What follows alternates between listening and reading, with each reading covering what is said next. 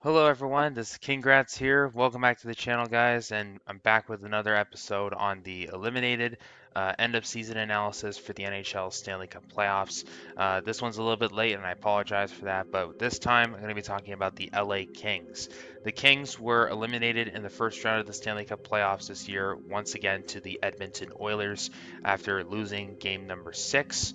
Unfortunately, the Kings do make an unfortunate record as they now become the second NHL team in league history to lose to the same first round opponent in 4 consecutive postseasons. This series has been done way too many times, and for LA, they have been on the losing end of it in every occasion.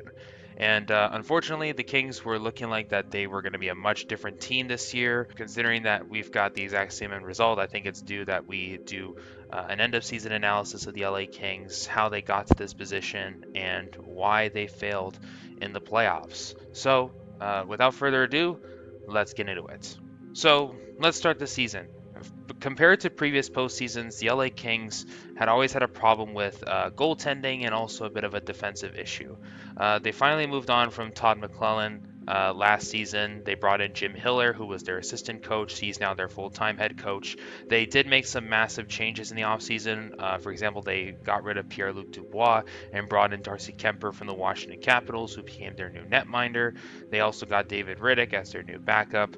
They saw really a major transition from the points at the rear guard and the back end, and also for their forward group, as what this Kings roster had was a great combination of savvy, smart veterans and a group of youngsters who were willing to prove themselves, right?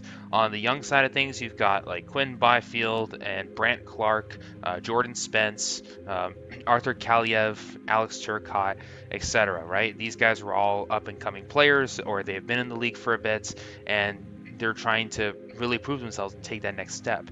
And of course, from the veteran side of things, you've got Drew Doughty and Andrei Kopitar and Adrian Kempe and etc., who were really helped leading the charge and carrying these youngsters together. And what the Kings successfully did was they created a very balanced unit. They got really good offense from up and down the ice.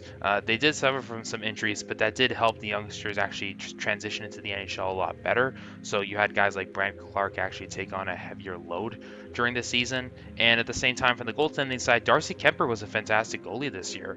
He was consistently up in the upper ranks of the NHL netminders for this season in like save percentage and goals against average. I don't know if he would be like an all-star candidate. We did have an all-star game this season, but he was a pretty solid goalie for a Kings team that has been desperately needing a full-time starter that actually was not a sieve while in net.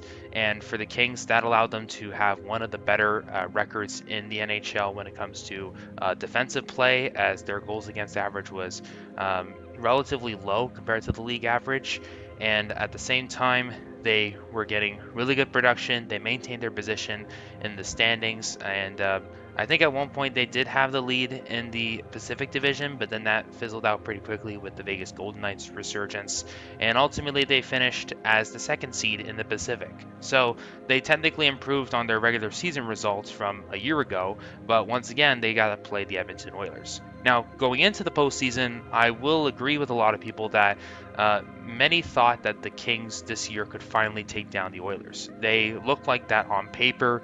They were probably the more well-rounded team, more balanced, and probably had the better chance of beating the Oilers 9 times out of 10. But the big thing with Edmonton, and I mentioned this in my season prediction video, when you have generational talents like Connor McDavid and Leon Draisaitl on your team, it really is kind of, 50-50 shot here. We saw in this series especially that McDavid and Draisaitl can very well dictate how the series can go and take over a game whenever they wanted to. In Game 1, we saw McDavid single-handedly force the Kings to almost have to play the Oilers in overtime, with McDavid getting 4 points.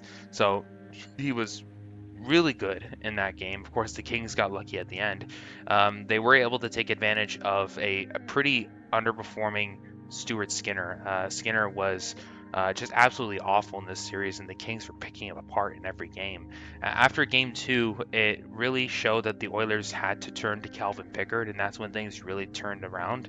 The Kings were maintaining their offense. They were getting really good shots on goal. Calvin Pickard had to make a number of saves, considering that the Oilers defense is still not as locked down as it was last postseason.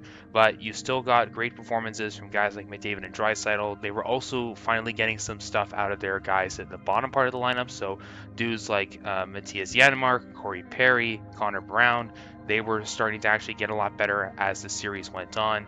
And essentially, it was once the supporting cast actually started going, the Oilers had much more of a chance to win this series. Darcy Kemper also started laying an egg later in the series with a couple of really heavy goal totals from between both sides, and it was really that the series just became more of a shootout once you get to like game 5 and 6. And unfortunately for the Kings, their offense kind of stagnated a little bit, and they just couldn't keep up with the Oilers. And it sucks. I was expecting actually that the Kings could very well win this series. I just thought that unpredictability of McDavid and Draisaitl and how they could very well command a game for the Oilers. If these guys were fully healthy, then it's like you have to give the Oilers at least a shot here. And that's why I went with them in my original series prediction video for this postseason. And it happened. It is very unfortunate because this Kings team looked like probably the most complete team they had in at least a number of years now in the postseason. For LA, they now haven't won a playoff series since 2014 when they won the Stanley Cup that year. So it's now 11 years since then. And it's getting up there. They're going to need to figure this out soon. And I don't know what they're going to do in the offseason because this team still has a pretty solid group of youngsters. They have some veterans that they've locked in. They did pick up some guys at the trade deadline, like Andrei Kuzmenko, for example, for pretty solid, bargain prices. And we'll have to see what the Kings decide to do. I don't know if maybe the answer is to get a further upgrade in goaltending. If Darcy Kemper can play pretty much close to what he was this season, but at least do it in the playoffs, then that might be enough. I just don't really know. Maybe they just don't have to play the Oilers. What if they play just, I don't know, somebody else? I mean, I'm not sure if they would have a good chance facing against like the Golden Knights, for example, but maybe if they played like a wild card team, if they were lucky to, or if they finish as a wildcard team and played a division winner, maybe they just have a better chance. Maybe the Oilers just have their number and they really have no chance of getting around them until McDavid's gone or something like that. I don't know. Let me know your thoughts. I appreciate all your support. Please leave a like, subscribe to the channel for more content if you like this one, and I'll see you all in the next video.